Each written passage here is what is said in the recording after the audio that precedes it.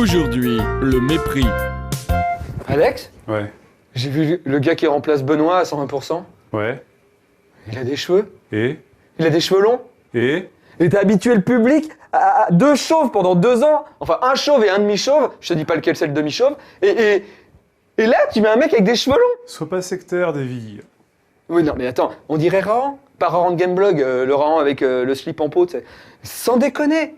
Sans déconner. Tu vas perdre le public. Et même, tu vas perdre, non seulement perdre le public, et tu vas perdre le public. T'as jeté le mauvais œil sur No Life. Tu as jeté le mauvais œil sur No Life. Je te promets. Vous voulez aller par là, en fait.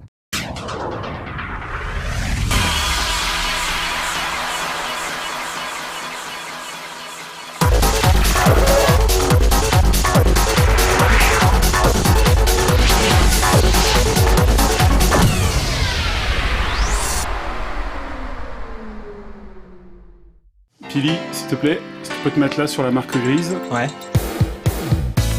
C'est bon, Rémi, là? Ici? Un peu plus à gauche. Ta première, non, c'est nickel, parti pour ma nickel. première? Ok. Quand tu veux. Donc, tu te présentes, tu fais le sommaire et Ok. on lance les news. Bonjour, je m'appelle Philippe, bienvenue dans 101%. Je remplace Benoît. Benoît, parti ailleurs, c'est pas bien grave. Non, il remplace Davy. Il fait toujours 100%. Ah ouais, alors je remplace Benoît qui remplace Davy. Et bienvenue dans 101%. Je vais vous lancer le sommaire. On va commencer par une interview sur les magazines Pixel Love, Temps perdu, il me semble, Retro and Magic. Et maintenant, les news. Pas mal? C'est pas mal, c'est pas Ouais. mal. Ça, faut affiner un peu. Je suis un peu stress, non? On peut la garder. T'es un peu Ok. stressé, ouais. Bon, c'est pas grave, ça va se détendre. Ils ont bouffé ma cape, mes sandwichs et mon boudin. Vous connaissez sûrement tous les aventures des personnages du donjon de Naheulbeuk. Des sketchs à la François Pérusse plongés dans un univers de jeux de rôle. Depuis leur succès en 2001, ils ont fait l'objet de plusieurs BD et se sont même lancés dans la musique avec le Naheul Band. Ils ont déjà sorti 3 CD et le 19 septembre, vous pourrez aller les voir en concert à l'Élysée-Montmartre. L'invite précise que les déguisements sont les bienvenus, mais les armes proscrites, y compris celles en latex. J'ai rampé dans la fange, les vermines et les sangsues. J'ai atterri dans un cachot où vivaient 3 bossus. Ils m'ont piqué ma veste, mes bottes et mon gourdin. Et ils m'ont balancé dehors un grand coup de pied dans le train.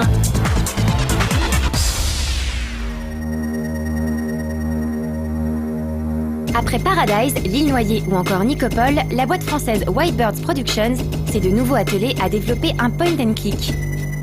Cette fois-ci, l'aventure ne prend pas place dans le futur. Elle ne se situe pas non plus dans un pays exotique. Dans Criminologie, c'est au cœur de la police scientifique que vous allez officier.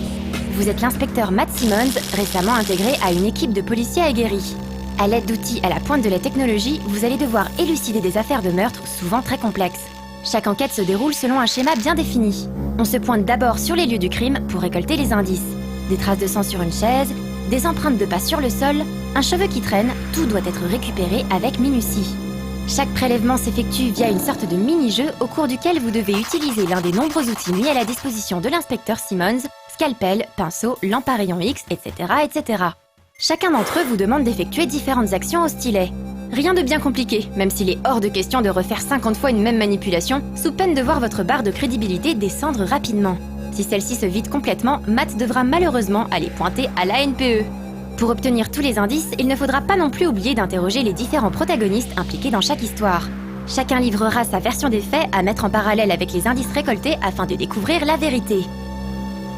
Après avoir tout récolté, direction le laboratoire. Analyse ADN, test balistique, tous les indices y seront passés en revue pour essayer de démasquer le coupable. Parfois très tordus, les enquêtes vous demanderont presque systématiquement de récupérer l'intégralité des indices. La liberté de mouvement laissée aux joueurs est donc très restreinte. Le rythme de l'aventure est en plus assez lent, ce qui éclipse parfois le boulot très convaincant des scénaristes. Les enquêtes sont en effet assez longues et riches en rebondissements.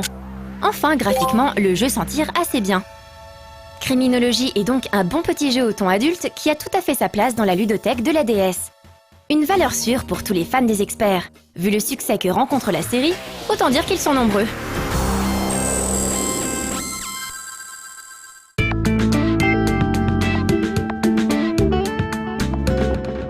Ok, Pili, donc là on va faire le plateau. Davy, tu fais quoi là? Bah en fait, je voulais juste voir comment ça se passait, quoi, si était... C'est qui Bonjour. Salut. Excuse-moi Alex, mais là déjà une erreur et il a un t-shirt avec une marque dessus. Tu vas être obligé de flopper. C'est pas grave, c'est juste un effet. Ouais, mais bon. C'est ce que ça veut dire flopper? En même temps, c'est une marque qui me crédibilise quand même. Enfin, non. Ouais, mais quand on est obligé de flopper, c'est 2 fois plus de travail, c'est peut-être 2 fois plus de temps pour uploader le 120%, et c'est peut-être un 120% qui passe pas. Enfin, moi je dis ça, enfin, j'ai un peu d'expérience, tu vois, donc... C'est un peu énervant, le petit, là, quand même. Fais pas attention, te laisse pas déconcentrer et lance d'accord, ouais, le truc suivant. Parce que, du coup, l'interview, c'est ça? Pixel, Voilà, ok. d'abord, tu sors des news. Ouais, alors, c'était les news. Bonne news. Maintenant, on va... Ah, il m'a troublé le petit, excuse-moi. C'était les news. Tout de suite, on retrouve l'interview de monsieur, un designer qui bosse sur Pixel Love. On verra bien ce que c'est, je crois que c'est un magazine. Ça semble terrible. Alors, c'est pas un mec qui bosse sur Pixel Love, c'est un designer qui est interviewé sur le stand de Pixel Love. Je commence, ouais. Alors, c'est un designer qui est interviewé sur le stand de Pixel Love. À la Japan Expo? À la Japan Expo. Exact. En plus, il est je m'en foutiste. Mais c'est qui ce mec là? C'est un stagiaire ou...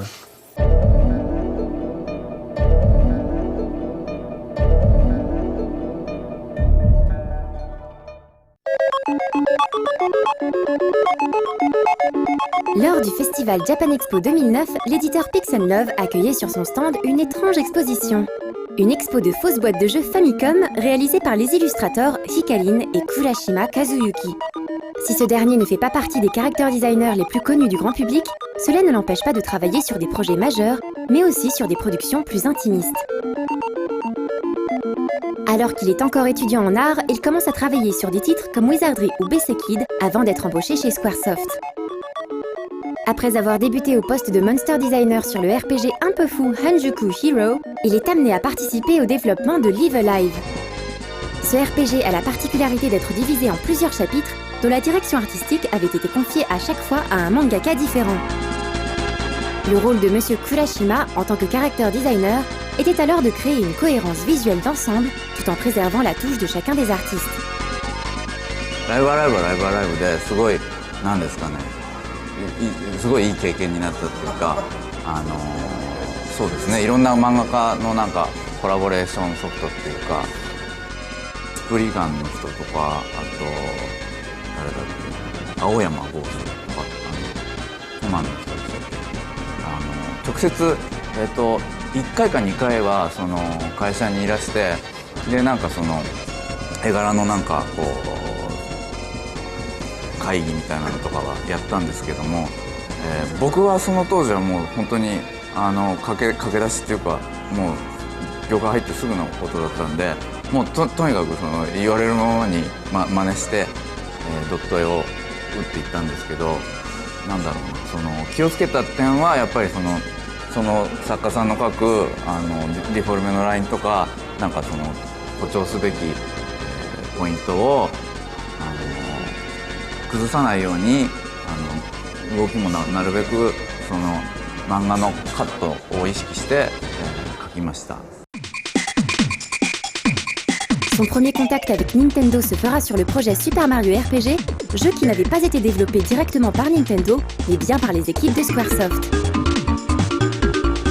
あれは任天堂さんの方から当時任天堂のタイトルで純粋な RPG ソフトっていうのが、マザーぐらいしかなかったのかなそんなになかったんですよ玉が、だから、ファイナルファンタジーの技術を持ったスクエアにお願いして、キャラクターをスーパーマリオを使ってなんか1本 RPG を作ってくださいっていうオファーが来ましてでその急遽ファイナルファンタジーのチームやそのライブアライブのチームを、なんかこう寄せ集めて、すごい RPG を作りましょうという企画がスタートしました FF6 かなの背景の統括していた皆場秀夫君っていうその、今王様物語で一緒にやっているアートディレクターが、統括しましてでその当時はほとんどみんな、ドット絵で最初からスタートしていたのを、3D ソフトを使ってプリレンダリングしたのを、またドット修正してやるっていうなんかその結構画期的な、プリレンダーシステムをちょっとドンキーコングレアのドンキーコングを、真似してやりました。テレビゲームなんてやめて早く寝なさい。その当時はもうずっとそのマリオ RPG を作っていたスタッフで、もうなんかそのスクエアの批判するわけではないですけど、なんかこうなんですかね、正統派 RPG を作るなんかその仕事の環境とか、そのなんですかね、この規制がこうがんじがらめになっていて、もっと自由なソフト、自由でなんかこう突飛ななんかキャラクターとか、もっと正統派から離れた感じのゲームが作りたくて飛び出して、だからなるべくその、スクエアとか、大手で作らないようなソフトを作ろうという、なんかその意地でもなんか変わったことをやろうっていうノリで作ってました。Après plusieurs années passées à travailler sur des jeux plutôt hors normes chez Love Delic, puis en freelance, Monsieur Kurashima a été amené à travailler une nouvelle fois sur plusieurs jeux Nintendo, comme Mario et Luigi Superstar Saga, ou encore les jeux de Tingle dont la réalisation avait été confiée au studio Vanpool. Ce dernier prête d'ailleurs sa voix au lutin vert. 僕らの会社でももちろんゼルダをプレイして、すごいなんか面白いキャラクターだなっていう印象には残ってたんですけど、シンクルっていうキャラクターがいて、これのスピンオフ的な感じのソフトを作らないかっていう向こうが任天堂さんの方から提案があって、バトルシステムとか、まあそうですね、あれもかなり長い年月かけて、いろんなこう試行錯誤の末あそこにたどり着いたんですけど、最初はもっと、お店屋さんごっこのなんかお話だったり、なんかいろんな人を雇って、いろんな道具を作って、商売したりとかっていうなんか全然違うソフトだったの。でもなんだろうな、お金にとにかくお金っていうその金づくの世界にしようって、それも確か任天堂さんの方から提案があったんですけど、そのなんかこう一本筋が通ってもう全てお金に執着するっていう、ゲームに行き着いたのが2年ぐらい経ってから、なんかそれまでいろいろこう紆余曲折あってあそこにたどり着いたのは、必死でした。もともとその任天堂さんのデザイナーさんで今村さんという方がいまして、その方はもう F0 とかスターボックスとか有名ないろいろデザインされてる方で、その方がデザインしたものを、DS 用にものすごいアクが強いデザインだったので、なるべくそれは生かしつつもちょっとだから多少可愛い部分も入れてみました。アレンジしました。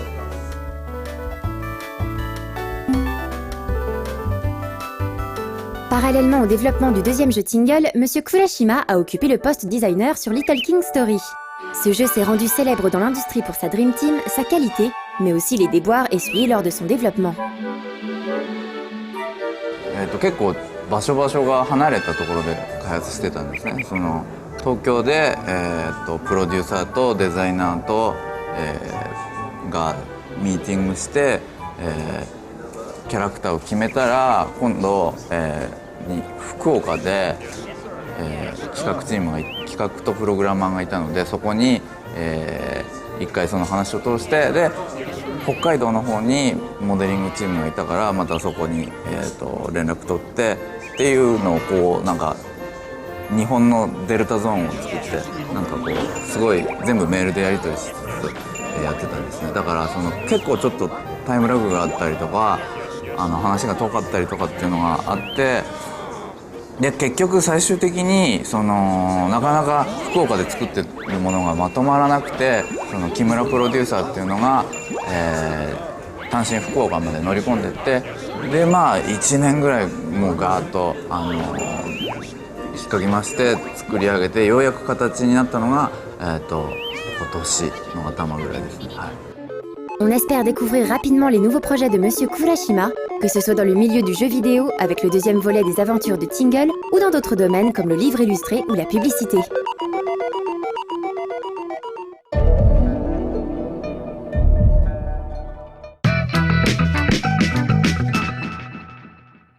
Et l'interview, ça racontait quoi, juste pour savoir? Je sais pas, je l'ai pas vu. Ok, d'accord. Sympa l'interview, non? Hein, sympa? Moi d'habitude, je me renseignais et je regardais les reportages. Ouais, mais moi je débute, alors tu vas te calmer, s'il te plaît, quoi. D'accord? Donc tu me laisses faire, c'est pas parce que t'es aigri que tu me laisses pas faire mon travail. Donc c'était une interview vraiment sympa. Tu vas Merci. faire ton travail juste parce que tu fais 1m80, hein, c'est tout. Ouais, mais je comprends pourquoi Alex t'a viré aussi.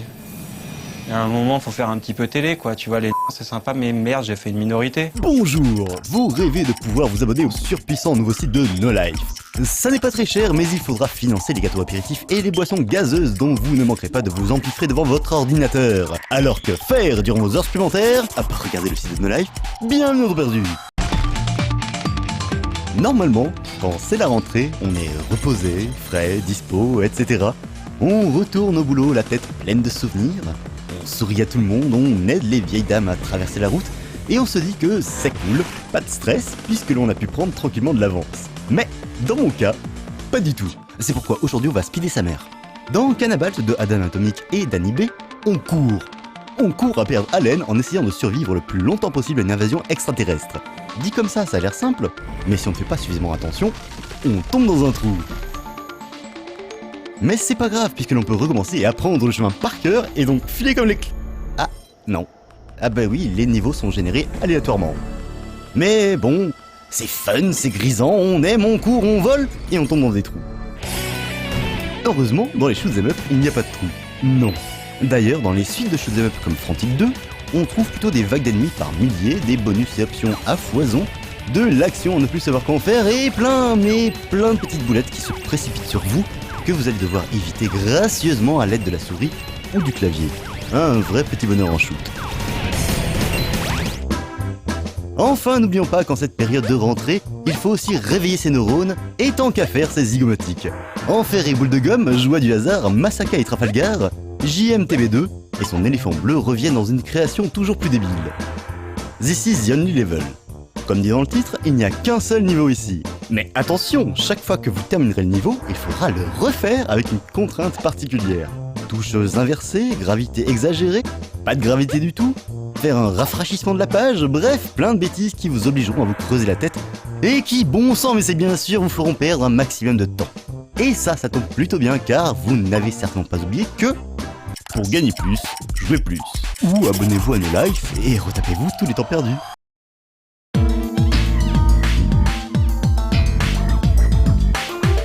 Tu comprends? No Life, Ouais, tu vois, si on a un procès, la chaîne elle meurt, quoi. Tu comprends? ouais. On n'a pas beaucoup d'argent, ni rien, Ouais. t'as compris, vu qu'on t'a payé en t-shirt, je crois, c'est ça? Ouais, vous m'avez payé le t-shirt, ouais, mais... Tandis que moi, je suis vraiment rémunéré. Hein. D'accord. Et t'es rémunéré, être vraiment chiant, en fait. D'accord, ok. Ok. Donc, ok, bah, je vais parler d'un copain, un vrai, là. C'est Nicolas Robin qui fait temps perdu, pardon, parce que... C'était pas l'émission d'avant, ça? Je crois que c'était Ah ouais avant. Ah bon, on l'a déjà fait, ça? Ah ouais. J'ai dit quoi sur temps perdu? Bah rien, tu m'as insulté. Mais t'as vu ta tête en même temps, c'est normal qu'on t'insulte, quoi. Bon, alors tout de suite, Rétro à Magic. C'est Pirou ou l'autre, là? C'est le roux, c'est le roux. C'est le... Non, c'est pas le roux, je suis sûr que tu me plantes, toi. Le roux Il n'a est le où, droit, c'est Alex? pas vraiment Putain, mais une je vais voir le minorité. patron, tu me saoules, toi. Il est où, le patron?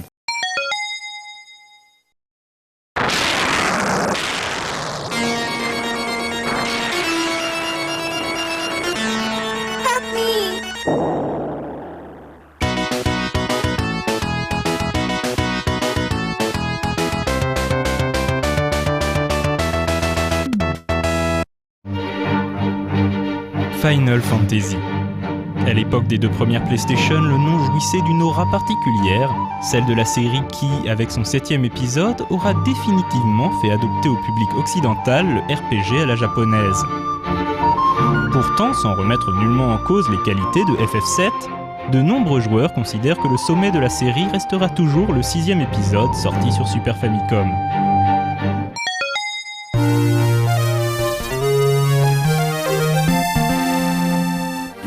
Final Fantasy VI, c'est d'abord une musique.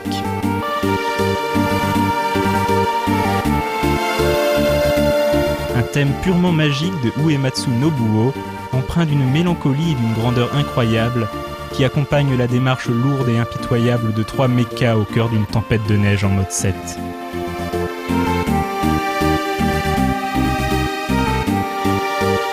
Le jeu débute à peine et déjà on sait que l'on est en train de vivre quelque chose de spécial, quelque chose que l'on n'oubliera jamais.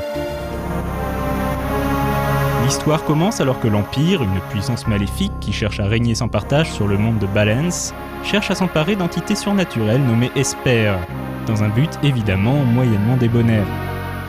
Tina Branford, ou Terra en version américaine, est une sorcière impériale maintenue dans un état de servitude par un diadème de contrôle mental. Au début du jeu, elle accompagne 2 soldats de l'Empire dans les mines de Narsh, où un Esper gelé aurait été découvert au fond d'un boyau. Mais lorsque Tina entre en contact avec la créature, de terrifiantes puissances magiques se déchaînent, tuant les 2 soldats et laissant Tina inconsciente. Libérée du contrôle mental de l'Empire mais amnésique, Tina est recueillie par des rebelles opposés à l'Empire, dont le voleur Locke Cole. Ce sera le début d'une aventure extraordinaire au cours de laquelle Tina, Locke, mais aussi de nombreux autres personnages inoubliables, se dresseront pour contrecarrer les plans diaboliques de l'empereur Geshtal et de son âme damnée, le sinistre clown Kefka Palazzo. En révéler davantage serait un crime. Final Fantasy VI fait partie de ces jeux qui doivent se vivre avec le bonheur de la surprise et de la découverte. On dira simplement que le scénario de FF6 est la quintessence de l'univers Final Fantasy. Tous les thèmes emblématiques de la série y sont transcendés et magnifiés pour donner une histoire d'une richesse exceptionnelle. De plus, FF6 possède l'un des meilleurs méchants de la série, un véritable psychopathe nihiliste, pure incarnation du mal, à côté de qui Sephiroth fait figure d'adolescent difficile.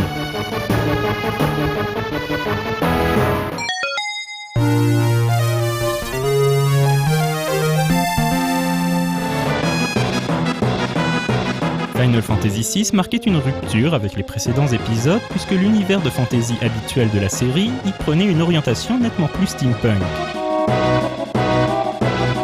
Cela a été renforcé par le chara-design d'Amano Yoshitaka, au sommet de son art, qui livrait des personnages klimtiens tout droit sortis d'un 19e siècle hallucinatoire. Et on peut dire qu'avec 14 personnages jouables, dont certains cachés, il avait de quoi s'amuser, surtout que certains sont pour le moins inattendus. On retrouve dans FF6 le système de jeu emblématique de la série Final Fantasy, avec ses Active Time Battles en tour par tour continu. Le système des classes de personnages est mis en retrait, occulté par les personnalités des protagonistes qui définissent leurs compétences. Chacun a son gimmick de gameplay qui lui donne un intérêt particulier dans la bataille, et l'histoire est écrite de telle façon que chacun d'entre eux occupera le devant de la scène à un moment ou un autre.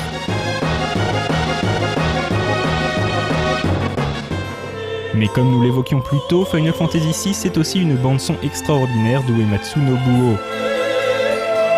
Quel joueur n'a pas versé une larme à la fin du jeu en écoutant les 21 minutes de medley enchaînant tous les thèmes musicaux du jeu dans une apothéose de grandeur et d'émotion? Qui n'a pas eu envie de donner de la voix sur la sublime mélodie de l'opéra de Céleste? Bon, pour être totalement honnête, FF6 n'est pas non plus exempt de défauts. Les combats surviennent à une cadence infernale et deviennent vite lourds. Et comme dans beaucoup de RPG japonais, le scénario s'adonne à des circonvolutions un peu forcées pour donner le sentiment que l'intrigue est plus compliquée qu'elle ne l'est. Mais comme disait Robert Bloch, ce ne sont que petites chiures de mouches sur le plafond de la chapelle Sixtine.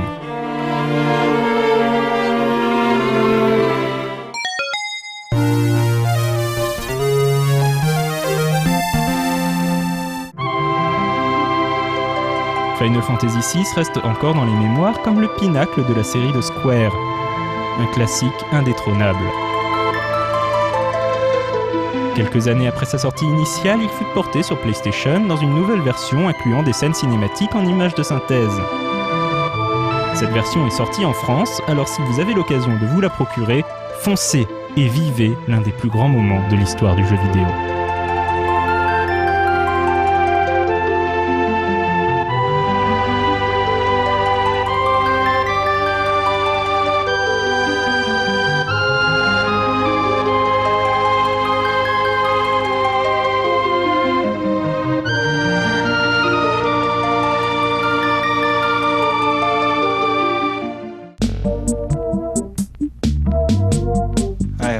C'était donc Julien Pirou, vraiment bien.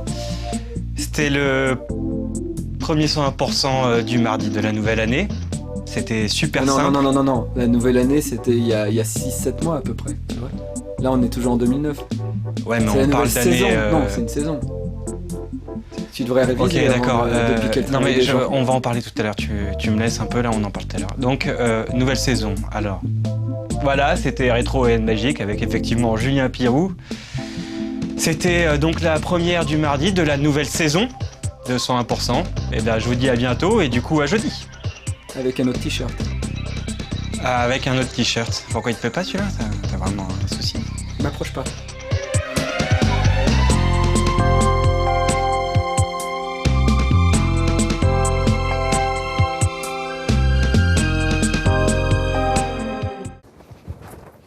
Alex, Oui.